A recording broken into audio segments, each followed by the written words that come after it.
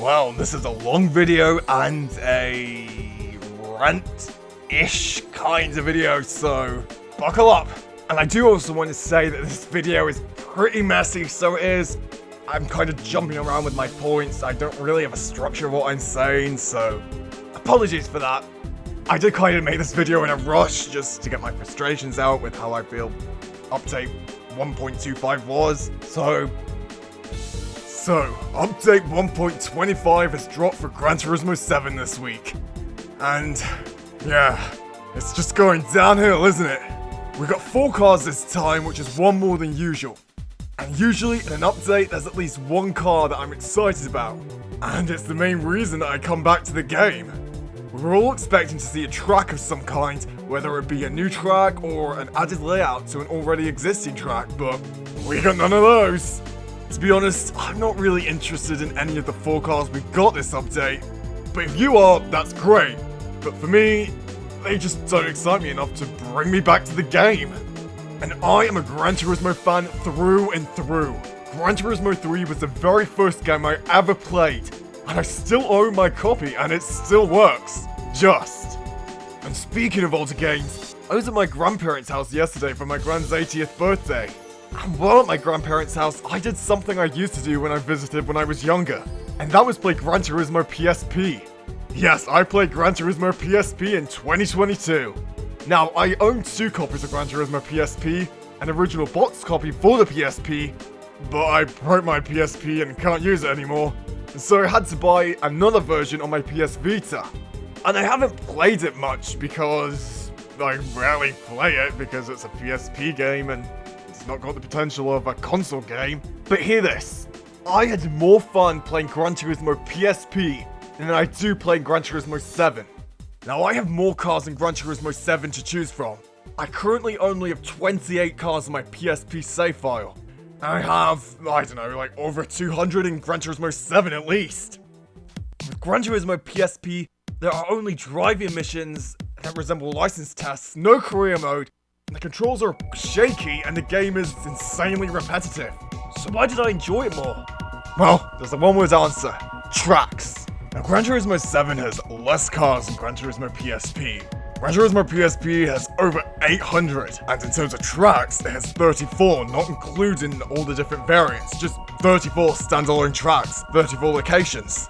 And Gran Turismo 7 has like 33, I think, somewhere around that area. And yes, Gran Turismo PSP has worse graphics and is lower quality in every way. But Gran Turismo 7 looks the exact same as Gran Turismo Sport, just slightly upgraded. And when did Gran Turismo Sport come out? 2017, 5 years. Honestly, if you said to me GT7 was built in GT Sport, I'd believe you, and it probably was. And the thing is, it's not just Gran Turismo PSP. I played Gran Turismo 4 in the summer and I absolutely loved it. And yes, I can look at these older games knowing that I have the nostalgia, which is probably why I like them. But I played Gran Turismo 2 for the first time in 2019, and I really enjoyed it. But why? Why are the older games better? At least in my opinion, it does come down to the tracks. GT Sport focused on real-world tracks and tracks that fit the FIA regulations. I don't play online, so I know nothing about that. And I assume that is why returning classic tracks like High Speed Ring, Child Mountain, and Deep Forest were reworked, since they haven't been changed since Gran Turismo 3, except aesthetically. And I will never say no to more cars being added, unless they are VGT cars. Sorry, like lots of other people in the community, I'm not a fan of VGT cars. I will admit I did like them in Gran Turismo 6, even though they stopped making them. I mean, if that wasn't a sign of what was to come, then I don't know what was. I want to see classic cars from Gran Turismo history and new models being added. Preferably not duplicates unless we get multiple at once. In my opinion, the Subaru BRZ-S 2021 model was a wasted slot, considering we already had the 2015 version in game. Why couldn't we have had them both at release date? They already made one version, why not both? Surely it wouldn't have taken 6 months to make a duplicate car if they had all the assets. Now, I do have a proposal that you probably won't like, but I think they should bring back the standard cars. I know that will be a very unpopular opinion, but in a racing game, I would prefer quantity over quality. I appreciate that lower quality models might stick out in a game as beautiful as Gran Turismo 7, and it's gorgeous. Gran Turismo 7 is beautiful. The landscape's amazing. GT games always look great for their time. And yes, I appreciate that these standard cars just wouldn't fit, but I would rather have more cars to choose from that look uglier than the premium cars that we've got just now. And they can always improve the models over time with updates, because I feel like they did in Gran Turismo 6. I might be wrong, but when I played Gran Turismo PSP, the cars I was using, which I'll put on screen now, were all standard cars in Gran Turismo 5 and 6. The BMW F1 McLaren now has a detailed interior and would be considered a premium car by today's standards. I know they will never do this, but for casual players like me who just want to drive lots of different cars, this is an idea that could be utilized. But will Polyphony do it? No, it's too much work for them. I mean, they're hardly putting any cars out. Would we get like an update with 200 odd standard cars? No, never. And as for tracks, Gran Turismo 7 was supposed to be a homage to the series. We got to see Trial Mountain for the first time in the first trailer. And I'm sure for all of us that was like a sign that we were going to get a lot more returning tracks, and we only got 3 others. Deep Forest, High Speed Ring, and Daytona, which hadn't appeared in Gran Turismo Sport, which kind of seems weird to think of it because it seems to be in so many different racing games. And considering we were getting all the tracks from Gran Turismo Sport added into Gran Turismo 7, I thought they would have plenty of time to focus on remaking and upgrading the older tracks to the new software that they're using. But no, they didn't. The tracks we've been racing on for the past 5 years were all brought back. 2 variants maybe, and then we didn't get the special stage route X secret route. Like, what? That could have been such a cool addition to add. And now here we are with a shallow update, which will probably be how the rest of the updates go. I'm still gonna keep playing Gran Turismo 7. My gaming habits have changed since I was a kid. I have a full-time job as a teacher with kids of my own. 25 now, not 5. But if I was a 5-year-old playing this game, I don't think I would have had as much fun as I did when I was 5 years old playing Gran Turismo 3. And that's the sad thing. I'm looking at this game through the lens of a 5-year-old, and I just don't feel that I could get that excitement I used to get when I came home from school, did all my homework, and just wanted to play the PlayStation. I just feel like I would probably move on to a different game. I feel even Project Cars 3 would be better. So maybe I'll just go back to playing Gran Turismo PSP instead.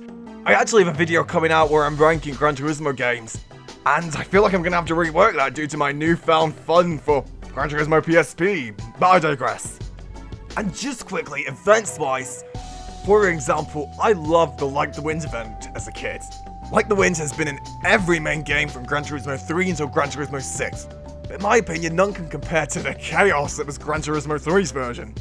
Gran Turismo 4 was fun, even though you could easily win it with a tune car, but if you use an LMP car, you could have some really fun slipstream battles. Gran Turismo 5 wasn't awful, they stopped using test cores because it was no longer in it.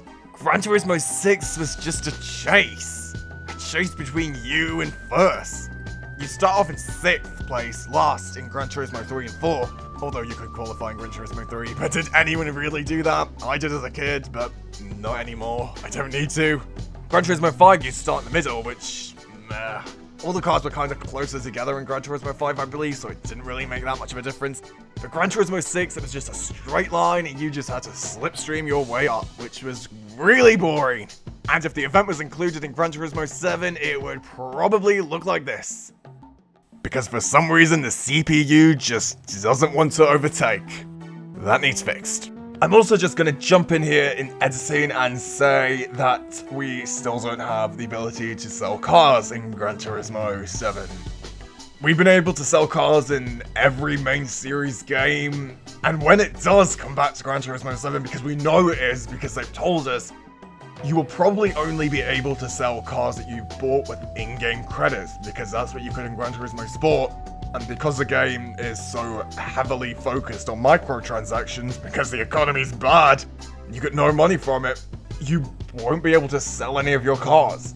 So anything you've won in a roulette spin, which, I mean, if you're lucky to actually win a car in a roulette spin, because roulette spins are just a problem in and of themselves, then you can't sell it probably. I hope I'm wrong. I hope they'll go back to like Gran Turismo 2, 3, 4 style, where if you won a car, you could sell it, and there was like a small number of cars that you couldn't sell. But I really doubt that's gonna happen. I think it will just be cars you bought that you're gonna be able to sell. And I mean, my Gran Turismo Sport car library was just filled with cars that I'd won from the daily rewards, because I'd sold all the ones I bought. But yeah, selling cars definitely should have been implemented into the game, but when it does arrive, it's going to be filled with its own problems because none of us are going to be happy with how it operates. And I mentioned the roulette spins as well. I mean, I feel like we should just get rid of them because I only ever seem to win either the smallest amount of money, which I'm sure lots of you can agree with, or I will just win parts for cars I don't even use, which are valued at less than the lowest amount of money. I feel what they should do with the roulettes is that they should change it to that you should win prizes based on how many miles you drive in a day. Like there's a bronze prize, a silver prize, and a gold prize.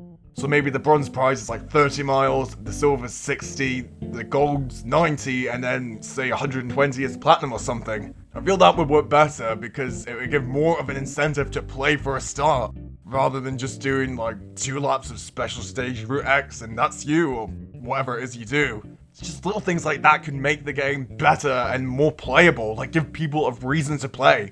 And I'm sure the online has its own problems as well. I don't play online, so I can't talk about that. But yeah, just there's things they could do to make the game better, but they just don't seem to. I just wish they'd be more open about how they're trying to work to fix the game. I'm gonna stop this video here because I feel like I've kind of ranted a bit about how much I don't really like Gran Turismo 7 and how much I feel like it's kind of a disappointment. This game does have potential to be great, and I just wish they would decide on what they wanted to do. Because it just feels like they're going for a beautiful game. A game that looks great and plays well, I guess. But for a racing game, you need quantity. Quality is one thing, but when you're going at like 200 miles an hour in a game, you're not really going to be looking at what's to the left of you or what's to the right of you. There's so much scenery in the games, but it's not like we can just drive around and see everything. You only see what's on the track. It doesn't need to be beautiful. It just needs to be there. I mean, if you think back to games like Gran Turismo 3, they were just still images. The spectators were just 2D images, sprites. I'd be fine with that because I can't interact with them, so I don't need them to do anything. And again, if we just had standard cars that weren't as detailed or didn't look as high quality, it really wouldn't bother me because we'd have more cars. And for tracks, we just want classic tracks. We just want our favorites back. And we want new ones, of course, as well, but we need more tracks. We need events. And 3 cars or 4 cars a month, it's not content anymore. It's just not fun. I hate being negative about a game I love so much, but I'm making this video because I love the series and I want to see it succeed and improve. I want to love Gran Turismo 7, but right now, I can't. Thank you so much for watching this video. Sorry for being so negative. I'll be back soon with a new video that's more positive.